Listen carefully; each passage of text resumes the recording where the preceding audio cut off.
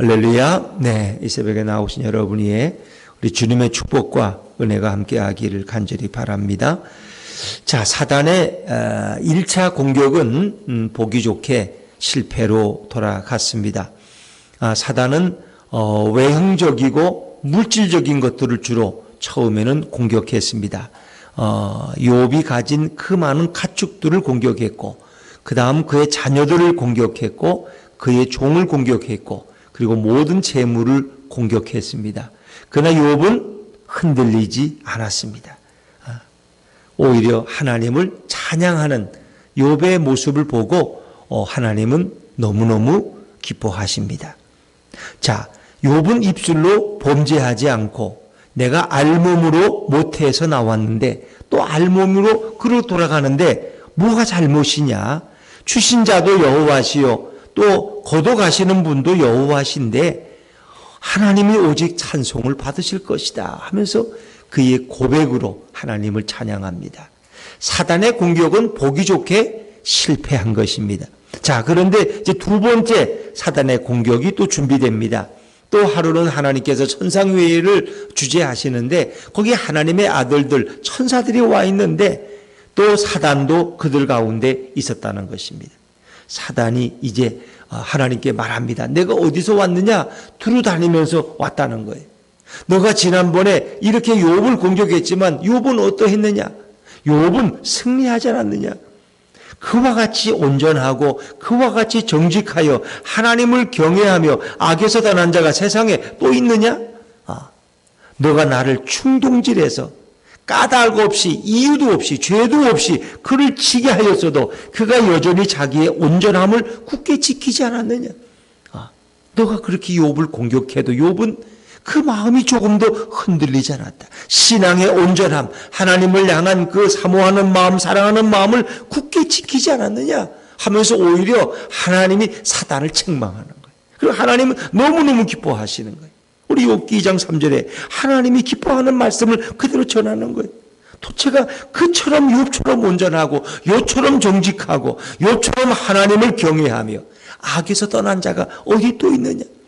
그런 어떤 어려움이 와도 흔들리지 않고 입술로 범죄하지 않고 원망하지 않고 온전한 그 신앙을 굳게 지켰다는 거예요. 하나님이 욥을 칭찬하시는 거예요. 그리고 사단을 오히려 꾸짖고 책망하시는 거예요.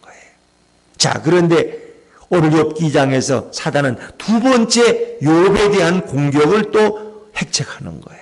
그래서 사단이 뭐라고 또 그가 말합니까? 자, 우리 4절 말씀을 한번 읽어볼까요? 2장 4절입니다. 욥기 2장 4절 시작. 사단이 여호와께 대답하여 이르되 가죽으로 가죽을 바꿔오니 사람이 그의 모든 소유물로 자기의 생명을 바꾸올지라. 요 말씀이 4절 말씀이 쉬운 말씀은 아니에요.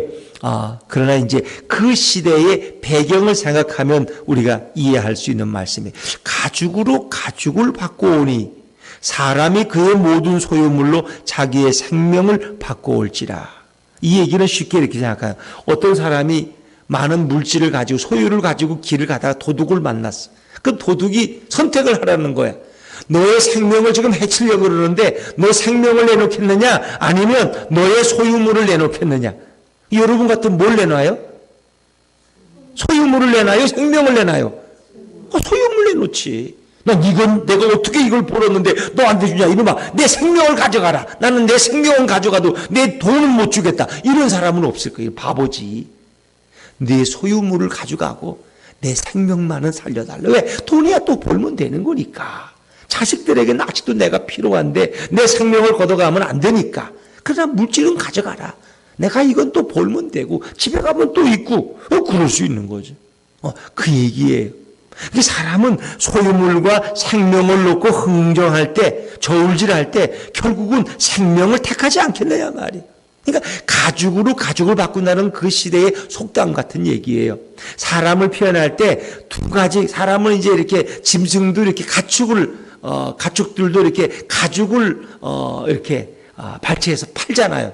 짐승의 가죽은 비싸잖아요. 호랑이 가죽, 사자 가죽, 뭐 그런 거, 곰 가죽, 겨울에 모피용으로 쓰니까. 근데 사람에게도 가죽이 있잖아요. 근데 사람에겐 가죽이 두 종류라는 거예요. 첫 번째 가죽은 그가 가진 재산, 그의 재능, 뭐 이런 것들이 그의 첫 번째 가죽이야. 두 번째 가죽은 그의 생명과 영혼이야. 영혼. 그러니까 여러분은 사람에게 두 가지 가죽이 있는데 도둑이와 달라 그러면 어느 가죽을 줄 거예요? 재산을 줄 거야? 내 생명을 줄 거야? 당연히 재산을 주지. 첫 번째 가죽. 그러니까 가죽으로 가죽을 바꾼다는 얘기는 이제 그런 의미로 사용하는 거예요. 사람은 자기 생명을 얻기 위해서 소유나 첫 번째 가죽은 쉽게 버릴 수도 있다는 거예요. 그런데 오늘 사단이 진짜 하고 싶은 얘기는 그거예요. 그러면 욥의 생명을 위협해 보세요. 그래도 욥이 당신을 경외하리까? 자, 우리 5절 말씀을 5절입니다. 5절 시작. 이제 주의 손을 펴서 그의 뼈와 살을 치소서. 그리하시면 틀림없이 주를 향하여 욕하지 않겠나이까? 그 종들을 치고 뭐 가축대 가져가고 뭐 자식대 데려가고 거기에는 욥이 꼼짝 안 할 겁니다. 흔들리지도 않을 거예요. 그런데 그의 뼈와 살, 그런 그의 육체를 치라는 거예요. 결국 그의 육체를 치면은 그의 생명도 같이 걷어가는 거예요. 왜? 육체가 허물어지면 결국 생명도 걷어가는 거지. 그러니까 그것이 가장 고통스럽다는 거예요. 내가 살아있으면 뭐 전쟁이 나도 뭐 상관이 있어. 다 코로나로 죽어도 나만 산다면은 뭐 그거는 뭐 그렇게 어떤 사람은 또 그거 해볼만 하지. 나는 내가 안 죽으면 뭐 어때? 생각할 수 있을지 몰라요. 근데 욥의 뼈와 살을 치워서, 뼈와 살이라는 건 그 육체를 치라는 거예요. 육체가 허물어지면 결국 생명도 허물어지게 되는 거죠. 이제 그렇게 되면은 욥이 너무 괴로워서, 욥이 왜 재산은 다 잃었고 해도 그의 몸은 아직 건강하니까 살만하거든. 그게 딴소리 하는 거 아닙니까? 그의 뼈와 살, 그의 육체를 치면은 아마 생명의 위협을 느끼면 그가 그때서는 하나님을 욕하고 하나님을 원망하고 하나님을 저주하지 않겠습니까? 이게 이제 사단의 계략이에요. 이렇게 해서라도 욥을 신앙에서 떠나게 하고 그 입술로 찬양의 입술이 아니라 하나님을 원망하고 범죄하는 입술이 되게 하고 싶은 거야.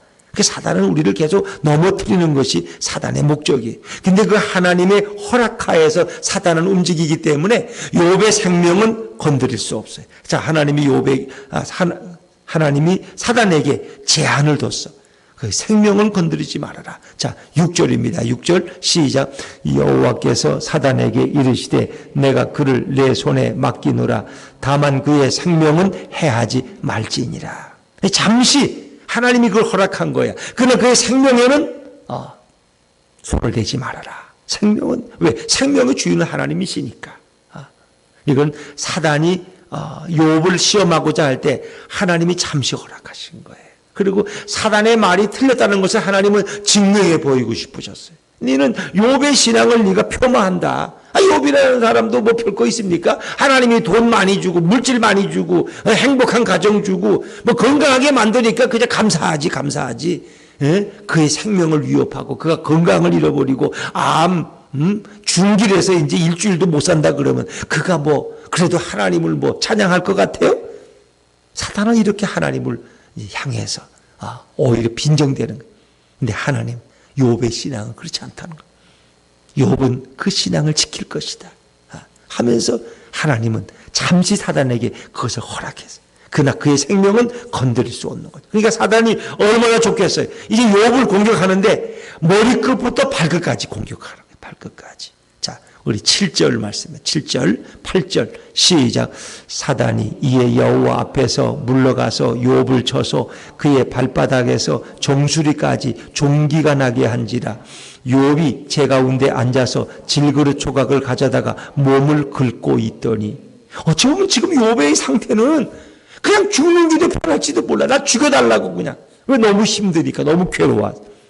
발바닥에서 정수리가 머리끝까지야. 발바닥, 머리, 온몸이 어디 성한 데가 없어. 이 종기라는 것은 이 부스러운 종류인데, 이건 나병은 아니지만 거의 나병과 비슷한. 온몸이 긁지 않으면 견딜 수 없고, 온몸에 진물이 흐르고, 온몸이 다 뒤집어져서 사람의 형체를 알아볼 수 없는. 그래서 사느니, 죽는 게 더 낫겠다. 이렇게 생각할 정도로 그런 비참한 병이라는 거예요. 거의 나병처럼 얘기했지만 물론 나병은 아니에요. 그러니까 나병이 아니니까 아내와 대화도 하고 친구들도, 나병이 오는 친구들도 서로 마주보고 대화할 수가 없죠.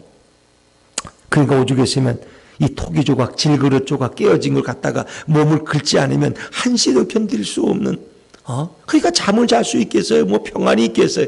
모든 걸 다 잃어버린 거야, 이제는. 모든 걸 다 잃어버린 거야. 그러니까 욥을 보면서, 욥은 그래도 이겨냈는데 욥을 보고 제일 먼저 시험된 사람이 누구예요? 그의 아내예요, 아내. 그래서 아내는 사단이 원하는 대로 지금 움직이고 있는 거야. 자, 9절입니다. 9절 시작. 그의 아내가 그에게 이르되 당신이 그래도 자기의 온전함을 굳게 지키느냐? 하나님을 욕하고 죽으라. 이 사단이 원하는 게 이거야, 지금. 그러니까 욥의 아내가 사단의 하수인 노릇을 하고 있는 거야. 하수인 노릇을. 하나님이 살아있다면 당신한테 어떻게 이렇게 할 수 있냐고. 그런 가운데도 하나님을 뭐 믿어? 하나님을 사랑해? 무슨 온전한 신앙을 불켜? 하나님을 욕하고 죽어. 이건 신성모독이야. 하나님을 저주하고 아이 죽으라는 거야. 그럼 죽으면 지옥 가는 거지. 그러니까 사단의 아내는 믿음이, 욥의 아내는 그 믿음이 욥을 따라가지 못하는 거예요. 그건 거칠의 신앙이. 진짜 믿음이 없는 사람. 그냥 복 주고 잘 되게 하고 건강하고 그러면 해가지고 할렐루야 아이고 하나님이 복 주셔서 이렇게 잘 산다고. 그러다 조금 어려움 당하는, 하나님이 뭐 난 기도도 듣지도 않고 뭐 나한테 침묵이나 지키고 에이 그런 하나님이 어디 있어, 나 이제 믿지도 않을 거야. 이런 그 야트막한 신앙이 욥의 아내야. 욥의 아내. 여러분들도 자신 한번 돌아보세요. 내가 정말 욥 같은 신앙 가질 수 있을까? 아니면 욥의 아내처럼 복 주고 잘 될 때는 그냥 할렐루야 하다가 조금 어려움 당하고 뭐 좀 살기 어려운 남에게 좀 이렇게 그렇게 되면은 그냥 하나님 믿어서 뭐해. 이렇게. 이게 사단이 할 말을 사단의 의도대로 지금 욥의 아내가 움직이고 있는 거야. 근데 욥은 거기에 흔들리지 않는다는 거예요. 욥은. 자, 우리 10절 말씀, 10절입니다. 시작. 그가 이르되 그대의 말이 한 어리석은 여자의 말 같도다. 우리가 하나님께 보고를 받았은즉 화도 받지 아니하겠느냐 하고 이 모든 일에 욥이 입술로 범죄하지 아니하니라.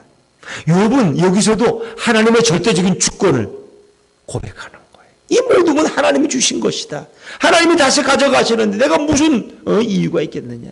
하나님이 나를 만드셨고 하나님이 내 모든 생명의 주관자이신데 하나님이 주신 것 가져간들 뭐 상관이 있느냐.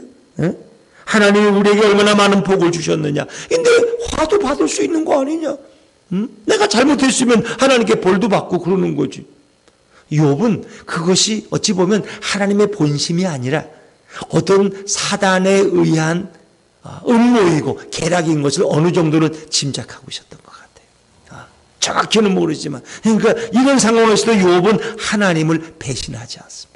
입술로 범죄한다는 건 뭐예요? 하나님을 향해서 막 원망하고 불평하고 말이에요. 이런 죽을 놈의 하나님이 어디 있어? 이렇게 막 말하지 않는다. 그는 그 상황 속에서도 그는 뭔가 이게 하나님의 본뜻이 아니야. 왜? 하나님은 우리를 저주하기를 원하지 않으셔. 하나님은 우리가 멸망하기를 원하지 않으셔. 하나님은 우리가 가난하게 살기를 원하지 않으셔. 하나님은 우리가 내 병중에 골골하다가 죽기를 원하지 않으셔. 하나님은 우리가 건강하기를 원하시고 잘 되기를 원하시고 복 받기를 원하시고 우리가 성숙하기를 원하시고 우리가 늘 기쁘게 살기를 원하셔. 하나님 이런 분이 아니야. 하나님의 본심이 아니라는 걸 알아요. 뭔가 이 배경에는 자신을 향한 어떤 하나님의 연단의 뜻이 있다는 것을 욥은 알고 있었다는 거예요. 하나님께서는 아마 성령으로 욥에게 이렇게 깨달음을 주셨고 아마 믿음을 주셨을 거예요. 그러니까 욥이 이런 상황 속에서도 이제 남은 건 자기 생명밖에 없어. 이제는 뭐 살아있지만 죽은 거나 똑같아. 기와 조각이 없이는 한순간도 견딜 수. 온몸을 기와 조각으로 긁으면 어디 몸이 어디 상하지 않은 데가 있겠어요. 내가 진물투성이고 피투성이지. 그러니까 아내가 보고 그런 하나님을 왜 믿냐. 이 미친 남자야. 그냥 저주하고 죽어라. 어차피 뭐 나도 당신하고 이제 못 살 건데 저주하고 죽는 게 낫지. 그런 하나님 쳐다보다가 그렇게 비참하게 살다가 노예처럼 살다가 죽을 거냐 하면서.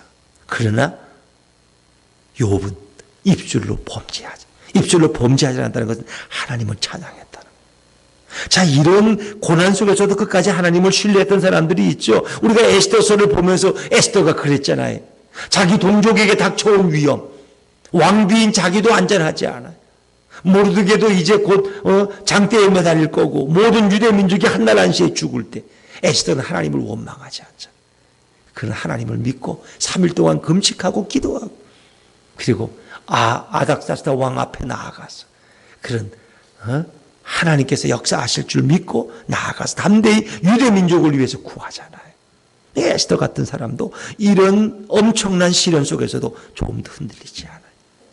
루카 같은 여인은 참 이방 여인이지만 자기 남편을 잃고 이렇게 가정에 어려움이 오고 이럴 때 그 시어머니 나오미를 따라서 가는 당신의 하나님이 나의 하나님, 당신의 나라가 나의 나라며 그 가지 하나님을 향한 이방 여인임에도 불구하고 그 신앙을 포기하지 않는다는 거예요. 그 욥의 참 신앙이 뛰어난 거고 이건 하나님께서 욥에게 이런 믿음을 부어주신 거예요. 우리 안에는 이런 의로운 게 없어요. 이런 믿음이 없어요, 우리 안에. 우리의 믿음은 다 약해요. 제 믿음이나 여러분 믿음이나 거기서 거기야. 뭐, 목사나 집사나 뭐, 다 똑같아. 어려움 당하면. 목사는 안 그렇게 했어요. 마찬가지. 그러나, 그때 정치가 요구하는 게 뭐예요? 진주같이 빛나는 신앙을 하나님은 보기 원하시는 거야. 그 진주라는 건 물속에 던져 넣으면 그 빛이 더 영롱하게 비치잖아요. 어떤 뭔가 장애물을 만나면 진주는 더 빛을 내는 거야. 평소보다. 우리 신앙의 증가는 이게 정상적일 때는 몰라. 누가 신앙이 좋은지 몰라 아무도. 근데 진짜 고난이 왔을 때 욥처럼 끝까지 하나님을 바라보고 신뢰하고 하나님만 의지하는 사람, 하나님 앞에 오히려 감사하고 찬양하시는 사람이 진정한 신앙의 진주인 줄로 믿습니다. 그래서야 하는 거예요. 그래서 하나님은 가끔 그 사람의 신앙을 보기 위해서 이런 생각지도 못한 연단들을 그에게 내리실 때가 있어요. 여러분, 어떻게 요셉 같은 사람에게 그런 연단이? 엄마도 없는데 말이야. 그저 엄마나 좀 믿는 사람한테 그런 연단을 내리지. 그래, 엄마도 없고 불쌍하고 그저 형들은 다 크고, 거기에 아직 어린 요셉 맨날 형들에게 구박이나 받고 배다른 동생이라고 해서 그 불쌍한 요셉을 끌어다가 그래 갖다 던져넣기 뭐요 불 속에다가.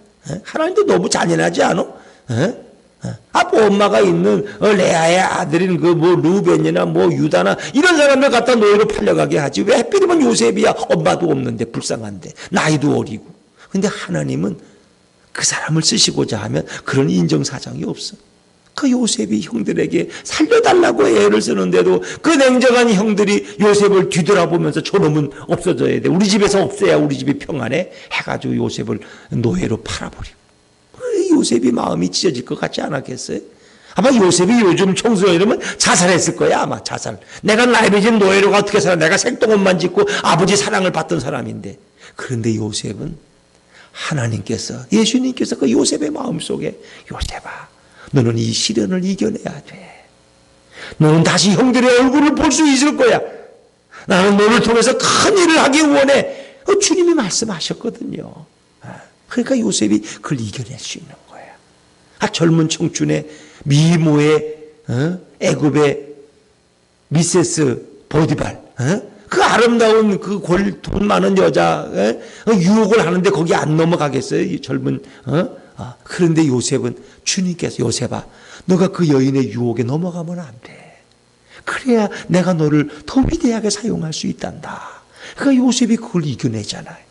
옷을 벗기고 당하더라도 나중에 그것 때문에 문제가 되지만 옷을 벗어놓고 이제 튀어나오잖아. 나는 하나님이 보고 계시는데 내가 어떻게 범죄해? 나는 그럴 수 없어. 하나님이 그 욥의 신앙을 거기서 증명해 내시잖아요. 여러분 그렇습니다. 정말 진정한 신앙이라는 것은 고난 속에서 빛나는 고난 속에서 다 뭐 잘될 때는 다 믿음 좋은 것 같지. 그래요. 고난의 연단이 없이는 그의 신앙이 평가받을 수 없는 거예요. 그래서 하나님이 오죽했으면 아브라함의 신앙을 한번 점검하기 위해서 어떻게 너의 아들을 내게 바쳐라. 세상에 말이 돼? 아니 25년 만에 받은 아들인데 그 아들 정말 내 생명보다 더 귀한데 그 아들을 제물로 바치래. 그것도 또 제물로 바치라는 건 목을 베어서 바치라는 거야 세상에. 그런 하나님을 뭐하러 믿어? 그런데 아브라함의 진정한 신앙은 그 순간에 빛나는 거야. 그런 순종하고 아들을 데리고 모리아 산으로 가는 거예요. 3일 길을 걸어서 아들이 아버지 여기 장작도 있고 뭐 종들도 있는데 아니 재물이 어디 있어요? 근데 차마 이놈아 너가 재물이야 그 말은 못하겠어. 아브라함도 하나님은 때로는 우리가 가장 아끼던 것을 재물로 요구하실 때 그렇다고 하면 하나님이 뭐 무슨 이삭의 생명을 걷어가는 게 목적이 아니야. 그거는 하나님은 인신제사를 안 받으셔. 아브라함의 믿음을 검증하기 위해서, 시험하기 위해서. 이 연단에 아브라함이 그 일을 승리하니까, 그렇게 순종하니까 아브라함을 믿음의 조상이라고. 내 몸에서 이제 진짜 이스라엘의 메시아가 올 것이다. 구원자가 올 것이다 말이에요. 그래서 아브라함이 믿음의 조상이 되는 거예요. 그러니까 어떤 믿음의 사람들도 이런 연단의 과정을 거치지 않은 사람이 없다는 거예요. 거기 쓰러지면 시험에 실패하는 것이고 그걸 이겨내면 그의 앞길은 하나님이 보장하고 인도해 가시는 거예요. 자, 욥이 이 과정을 이겨내니까 결국은 하나님이 그를 쓰시는데, 그러나 이제 그 과정은 쉽게 없어지는 과정이 아니라 시간들이 필요해요. 그게 힘든 거죠. 하루만 이런 고난이 오면 얼마나 좋아. 근데 그게 계속되니까 못 견뎌. 백신 맞고 그 열이 좀 난다 그러는데 뭐 38도까지도 막 올라가는데 오한이 나고 옥신이 오르는데 못 견디겠어. 그런데 한번 이렇게 타이레놀 2알 먹고 딱 가라앉으면 얼마나 좋아. 근데 그게 한 이틀 계속되니까 못 견디겠어. 힘들어 그때는. 저도 힘들더라고. 근데 너무 감사해서 제 아내는 아무렇지도 않대. 그래서 아내에게 갈 고통을 나한테 다 주시니 제가 그냥 덤으로 받겠습니다. 근데 윤하옥 집사님 좀 힘들었다고 그러더라고. 근데 이게 백신을 맞고 좀 힘든 사람들이 정상이야. 근데 우리 사람 뭔가 좀 이상해.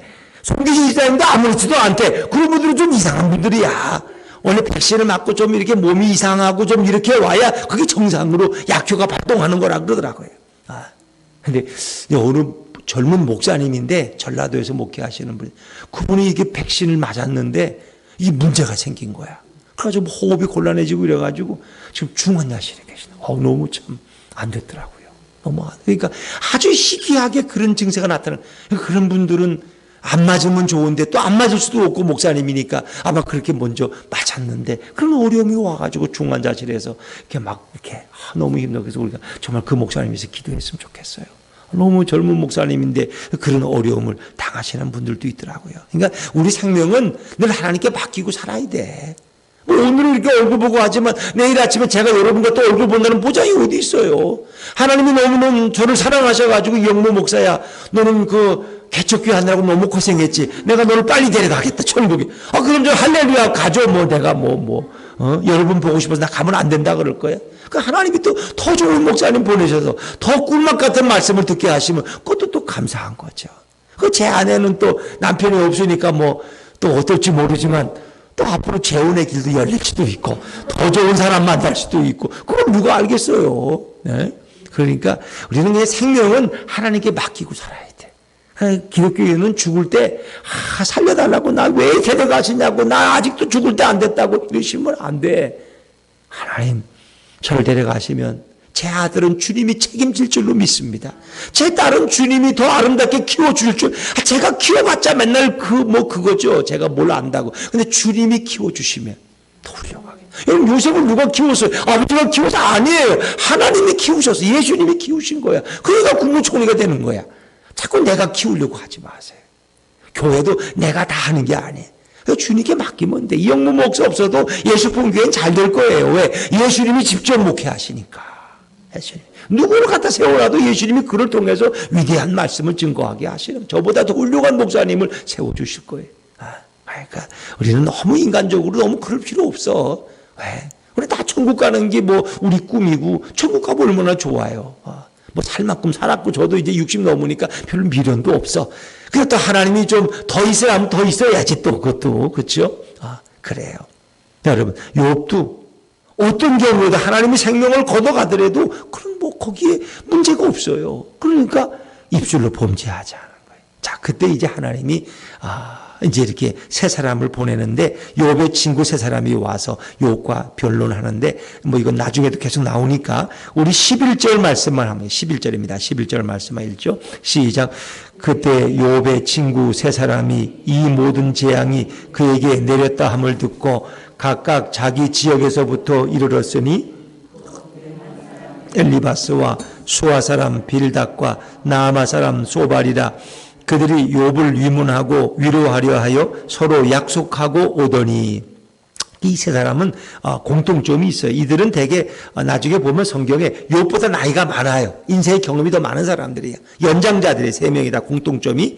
그리고 이들은 욥을 조문하러 간 게, 아들 10명을 잃었으니까 어찌 보면 아들들이 죽었으니까 조문하러 또 위로하러 온 거예요. 그러니까 전에부터 또 서로 약속하고 왔기 때문에 그들은 서로 아는 사이예요. 이 세 사람. 또 그들은 그들의 이렇게 언어를 보면은 상당한 수준의 학식과 이런 지식을 가진 사람들이고 엄청난 재물을 겸비한 자들이에요. 그러니까 보통 사람들이 아니라 이 세 사람도 대단한 사람들이야. 왜? 동방의 의인이고 동방의 부자인 욥과 교제할 정도라면 그 수준이 있지 않습니까? 그들의 언어라든가 모든 걸 보면은 그리고 이들도 이런 하나님에 대한 히브리인의 신앙을 가진 자들이에요. 하나님을 알아요, 그들도. 하나님을. 그래서 욥과 신앙에 대해서 경론을 벌이기도 하고 논쟁을 벌이기도 합니다. 이제 그들과 욥의 대화를 통해서 우리는 이제 또 주님의 뜻을 우리가 깨달아 갈 수 있겠죠. 자, 이런 사단의 공격. 사단이라는 자는 어떤 자예요? 결국 우리를 넘어뜨리기를 원하는 방해하는 자고 고발자고 고소자예요. 하나님 앞에서 자꾸 욥을 고발하잖아요. 욥이 뭐 진짜 신앙인 줄 아세요? 하나님이 다 잘되게 하시니까 그런 거지. 그러니까 하나님이 이 사단 앞에서 아니라는 거예요. 욥은 진정한 나를 사랑하고 순전한 신앙을 가진 자라는 거예요. 그걸 하나님은 사단 앞에서 욥을 증명해 보이길 원하세요. 그래서 이런 시련 통해서 욥을 더 위대한 신앙의 사람으로 그를 성숙시키시는 거예요. 가정의 고난이라는 건 늘 찾아오는 거예요. 우리가 아까 부른 내 주여 뜻대로 행하시옵소서. 이거는 슐루크라는 목사님이 독일에서 목회하실 때 그분이 쓴 작사 작곡한 건데 제1차 대전 때 전쟁이 막 격심할 때 목사들도 많이 죽고 고통당하는 사람이 많으니까 이 목사님이 그때는 목사가 없어서 막 몇 개의 교회를 돌보는 거예요. 그러니까 여기다가 저 동네 가서 또 신방하고 저 가서 장례식하고 이렇게 오고 막 그러는데 어느 날 먼 길을 아침에 떠나서 저기 들어가 보니까 자기 사택이 없어졌어. 그 연기가 나. 가보니까 불이 타서 사택이 없어졌어. 그 보니까 아이 둘만 두고 왔거든. 사모님하고 신방 갔어요. 갔다 오니까 아이들이 어떻게 하다가 불이 났는지 모르지만 다 불타고 아이들도 불 속에서 그냥 다 화마에 휩쓸려 가고 마른 거야. 그때 그 목사님 원망하지 아니하고 내 주여 뜻대로 행하시옵소서. 이 찬양을 지어서 불렀다는 거예요. 이 모든 것은 주님의 뜻이라는 거예요. 이 모든 것. 주님이 주신 자녀들 주님이 데려갔는데 내가 무슨 원망하겠습니까? 그게 내 주여 뜻대로 하는 이 찬양입니다. 그래서 이 찬양이 그때부터 유래가 된 거예요. 사랑의 원자탄 손영환 목사님 어땠습니까? 두 아들 여주 순천팔로 공산당들이 반란을 일으켰을 때 그 두 아들 잃었지만은 그 두 아들 장례식에서 하나님 앞에 10가지 감사를 했어요. 하나님 저희 두 아들 미국 유학 준비하다가 천국 가까이 하시니 감사합니다. 왜? 더 좋은 곳에 데려가셨으니까. 그러면서 10가지 감사를. 그리고 그때 손영환 목사님이 교인들 중에 제일 많은 감사헌금을 드렸어. 어마어마한. 지금으로 보면 우리가 상상할 수 없는, 아마 지금으로 계산하면 한 몇천만 원, 몇억이 되는 헌금을 드렸어. 감사헌금. 두 자식 데려가시니 너무 감사했어. 왜? 이 땅에서 고생하지 않고 때 묻지 않고 죄 짓기 가장 순수한 깨끗한 신앙일 때, 청년들일 때 하나님 데려가셔서 너무 감사하다고. 그게 사랑의 원자탄 손양원 목사님의 신앙이에요. 그런 분들이 있다는 거예요. 왜? 하나님께서 그들에게 이런 믿음을 주시고 은혜를 주신다는 거예요. 오늘도 우리 시련 인생 속에서 하나님이 때로 우리 연단하실지라도 늘 하나님을 향한 온전한 신앙을 변치 않고 우리 예수님만 찬양하고 감사하는 믿음의 사람들 되시기를 주의 이름으로 축원합니다.